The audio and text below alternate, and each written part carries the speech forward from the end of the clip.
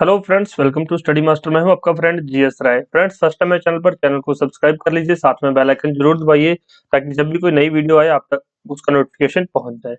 चलिए, ये हमारा नेक्स्ट जो लेक्चर है ये जियोग्राफी से रिलेटेड है। इससे पहले जो है लेक्चर्स काफी हो चुके हैं, क्वेश्चंस काफी हो चुके हैं, काफी स्टूडेंट्स देख भी रहे हैं, उनको फायदा भी मिल रहा है। तो आप भी डेली देखा कीजिए, इससे आपको बहुत ज्यादा बेनिफिट मिलेगा। क्वेश्चंस जितनी ज्यादा प्रैक्टिस करोगे उतना ही आपके लिए बेनिफिशियल रहेगा, एग्जाम में जाके उतनी ही आपको जो है कम जो स्ट्रेस महसूस होगी। चलिए शुरू करते हैं आज के क्वेश्चंस।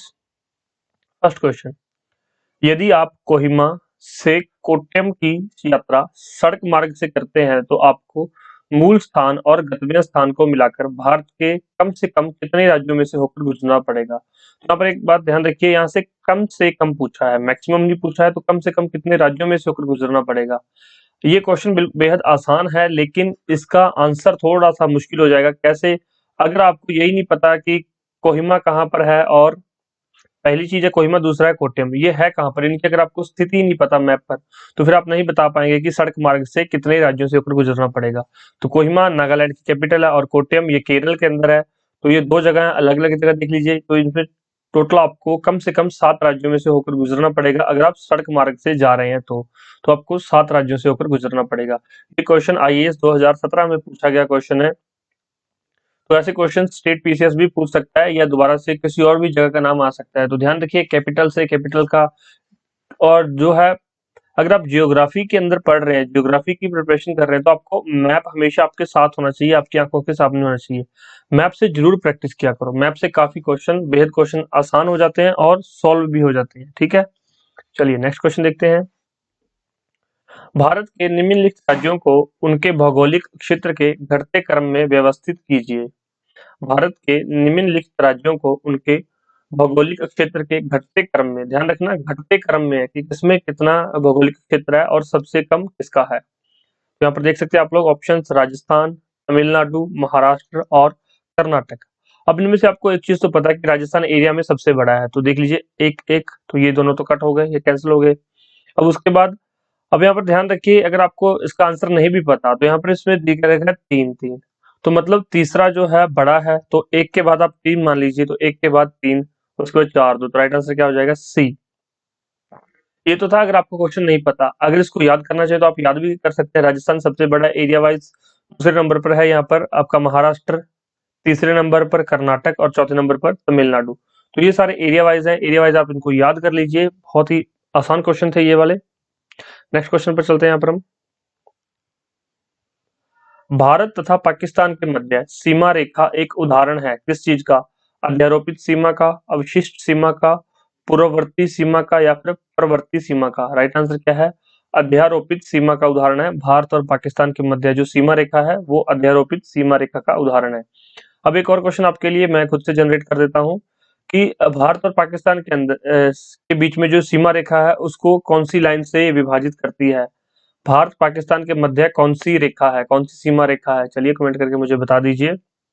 आने वाले लेक्चर्स में वो भी मैं आपको करवा दूंगा, या फिर जब मैंने आपको जीएस के लेक्चर्स करवाए थे उसमें मैंने आपको अच्छे से बताया था। जिन्होंने जीएस के लेक्चर्स नहीं देखे, डिस्क्रिप्शन बॉक्स में लिंक दिया गया, वहां पर हिंदी के अंदर भी और इंग्लिश के अंदर भी जनरल स्टडीज के लेक्चर सारे अवेलेबल है, फ्री ऑफ कॉस्ट है, देख सकते हैं।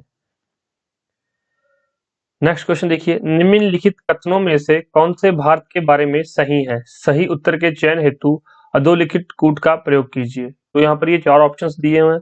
अब चारों में से देखना है कौन से ठीक है, भारत के बारे में सही है।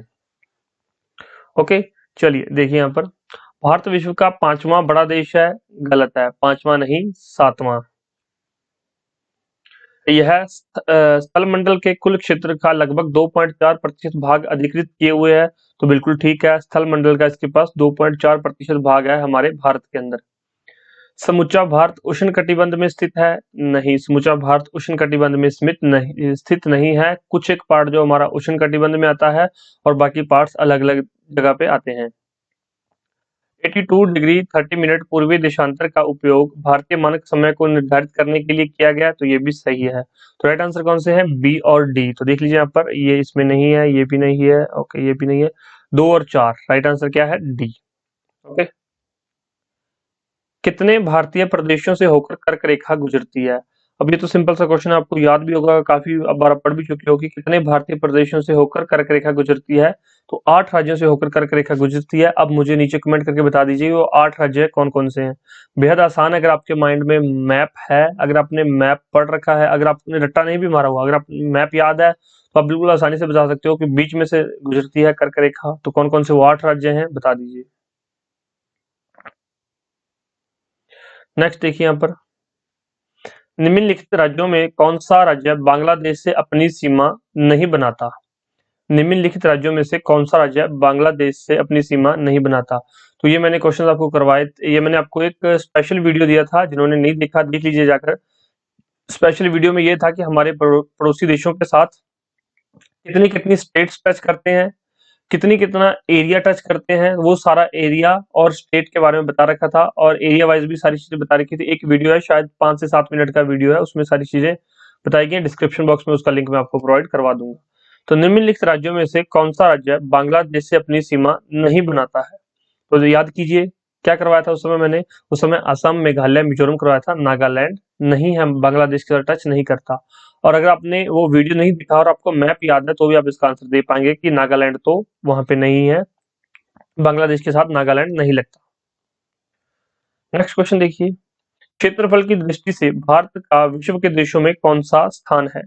क्षेत्रफल की दृष्टि से अभी मैंने इसका आंसर दिया था, कौन सा स्थान है, 7वां स्थान। ठीक है। भारतीय मानक समय की यामयोत्तर नहीं गुजरती। भारतीय मानक समय की यामयोत्तर नहीं गुजरती, किस राज्य से नहीं गुजरती है। आंध्र प्रदेश, महाराष्ट्र, छत्तीसगढ़, उत्तर प्रदेश। बिल्कुल आसान सा क्वेश्चन है कि एक ही स्टेट, अब ये देखिए अगर आपको मैप याद है ना, आंध्र प्रदेश, छत्तीसगढ़ और उत्तर प्रदेश, ये तीनों तो एक लाइन में मिल जाएंगे आपको। महाराष्ट्र बिल्कुल अलग रह गया, जब आप मैप बनाते हैं, मैप ड्रॉ करते हैं ऐसे, तो महाराष्ट्र यहाँ पर रह गया, बाकी स्टेट्स यहाँ रह गई। तो ये महाराष्ट्र लगा है, तो राइट आंसर क्या होगा, सी, यहाँ से नहीं गुजरती है। ठीक है, वैसे आपने पढ़ा भी होगा जब हमने स्टडी मटेरियल में सारी चीजें आपको हाईलाइट करके दे रखी हैं। स्टडी मटेरियल जिन्होंने लिया है उनको सारा पता है कि किस तरह से आपको प्रिपरेशन करवाई जा रही है। स्टडी मटेरियल के लिए आप हमारे इस फोन नंबर पर व्हाट्सएप करके या फोन करके भी पता कर सकते हैं। किसी भी स्टेट पीसीएस का study material, Haryana civil services का, किसी भी वनडे एग्जाम का स्टडी मटेरियल, जिस जो भी चाहिए आपको मिल जाएगा यहाँ पर। लेकिन ये ध्यान रखना कि ये पेड है। भारत का सुदूरस्थ दक्षिण बिंदु, साउथर्न मोस्ट पॉइंट कौन सा है। भारत का साउथर्न मोस्ट पॉइंट, सुदूरस्थ दक्षिण बिंदु कौन सा है। ऑप्शन देखिए, कन्याकुमारी, रामेश्वरम, इंदिरा पॉइंट या फिर पॉइंट कॉलीमोर। कौन सा है यहाँ पर बताइए मुझे, राइट आंसर क्या है, इंदिरा पॉइंट। निम्नलिखित कथनों पर विचार कीजिए। नीचे कुछ कथन दिए गए हैं, ये देखते हैं क्या कुछ पूछा गया इसमें। उपयुक्त कथनों में से कौन से कथन सही हैं, तो हमें सिर्फ सही कथन चूज करने हैं। असम, भूटान तथा बांग्लादेश की सीमाओं से लगा हुआ, जो असम है वो भूटान तथा बांग्लादेश की सीमाओं से लगा हुआ है, बिल्कुल ठीक है। यहाँ पर पश्चिम बंगाल भूटान तथा नेपाल की सीमाओं से लगा, जो वेस्ट बंगाल है वो भूटान के साथ और नेपाल के साथ टच करता है, वेस्ट बंगाल। और यहाँ पर नेक्स्ट देखिए, मिजोरम बांग्लादेश तथा म्यांमार की सीमाओं से लगा हुआ, जो मिजोरम है वो बांग्लादेश तथा म्यांमार की सीमाओं से लगा हुआ है। तो ये भी मैप बेस्ड क्वेश्चन, अगर आपको मैप याद है बिल्कुल अच्छे से, अगर आपने मैप पढ़ा हुआ है तो बिल्कुल आसानी से आप इसका आंसर दे पाएंगे। तो ये सारे ही ऑप्शन यहाँ पर क्या है, सही है। जो दे रखा है वो सभी एक दूसरे को टच वहां पर करते हैं। नेक्स्ट क्वेश्चन पर चलते हैं। निम्न में से किस राज्य की सीमा बांग्लादेश से नहीं मिलती है, तो यहाँ पर नहीं है, ध्यान रखना।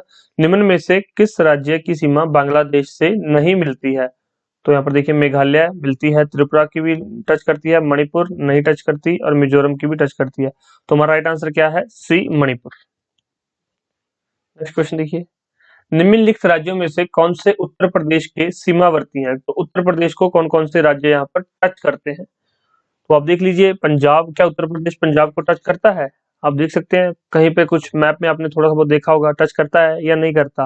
राजस्थान को टच करता है या नहीं करता, छत्तीसगढ़ को टच करता है या फिर नहीं करता, झारखंड को टच करता है या नहीं करता। तो राइट आंसर क्या है, नीचे दिए गए कोड का प्रयोग करके सही उत्तर चुनिए। अब इसमें एक और चीज है यहाँ पर, ये आईएएस 2005 का क्वेश्चन है, आईएएस 2005 का क्वेश्चन है। तो ध्यान रखना इस हिसाब से इसका आंसर दिया गया है। लेकिन अब आप देख सकते हैं कि यूपी कहाँ का टच करता है, कहाँ का नहीं। यूपी झारखंड को टच करता है, यूपी छत्तीसगढ़ को भी टच करता है, अब देखिए पंजाब और राजस्थान को टच करता है नहीं करता, आप मुझे कमेंट बॉक्स में बता दीजिए।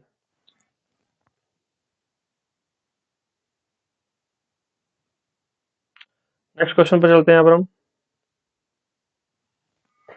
भारत के किस प्रदेश की सीमाएं तीन देशों क्रमश नेपाल, भूटान और चीन से मिलती हैं? तो ऐसा ऐसा कौन सा स्टेट है भारत का जिसकी सीमाएं तीनों जगह लगती हैं? नेपाल के अंदर, भूटान के अंदर।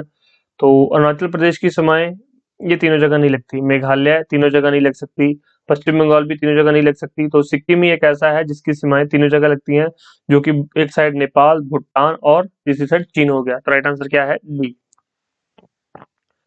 भारत के निम्नलिखित राज्यों में से किसके तीन तरफ अंतर्राष्ट्रीय सीमाएं हैं?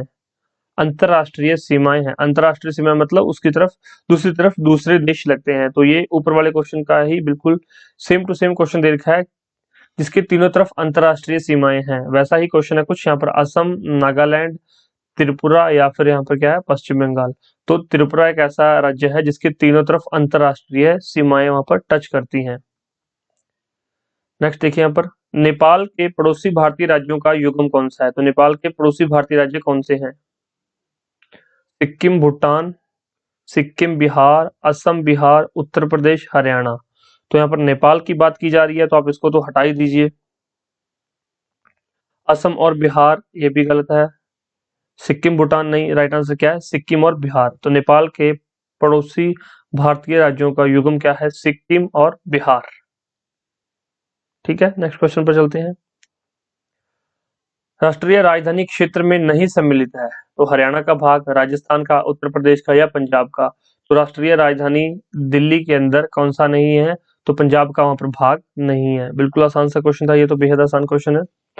निम्नलिखित नगरों में से कौन राष्ट्रीय राजधानी प्रदेश में अवस्थित है?